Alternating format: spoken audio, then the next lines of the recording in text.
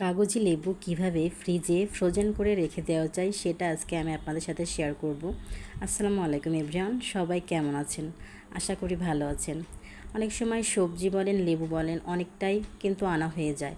যখন এটা বেশি পরিমাণে হয়ে যাবে সেটা কীভাবে ফ্রোজেন করতে হয় সেটাই আমি আপনাদের আজকে শেয়ার করব।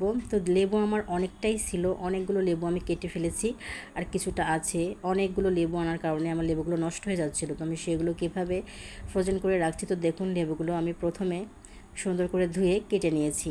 অনেকগুলো লেবু আমি একসাথে কেটে একটা সাইডে রেখে দেবো। ওর ভিতরের শিরগুলো এবং বীজগুলো বের করে রেখে দিতে হবে। তো লেবুগুলো এভাবে আবার যখন সব কাটা হয়ে গিয়েছে তখন আমি এটা এখন রস বের করবো। এটা আপনি যেভাবে পারেন, আপনার মেশিন দিয়ে হোক বা হাত দিয়ে হোক।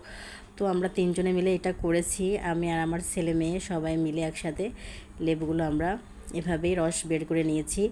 তো দেখুন, এভাবে আমি সব লেবু থেকে রসটা বের করে নিয়েছি। এটা আমরা তিনজনে মিলে করেছি বলে খুব তাড়াতাড়ি হয়েছে, একা করতে গেলে একটু সময় লাগতো। তো এভাবে সব রস যখন বের করা হয়ে যাবে, এখন আমি ফ্রিজে যে ট্রে রাখবো সেই ট্রেতে রসগুলো ঢেলে দিচ্ছি।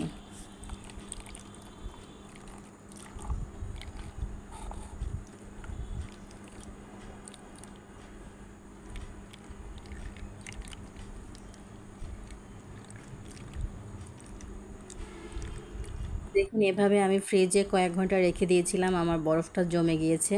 এভাবে আপনারা ফ্রোজেন করে অনেক দিন রাখতে পারবেন। আর যখন আপনাদের প্রয়োজন, এখান থেকে দু এক পিস বের করে আপনার এক গ্লাস শরবত হলে একটা দুইটা এভাবে বের করে শরবত তৈরি করতে পারবেন। তো এভাবে আমি শরবত 4 গ্লাসের জন্য 4টা লেবুর রস বের করে নিয়েছিলাম, নিয়ে এভাবে আমি শরবত করে খেয়েছি। তো আশা করি আপনাদের ভালো লেগেছে। সবাইকে অসংখ্য ধন্যবাদ। আল্লাহ হাফেজ।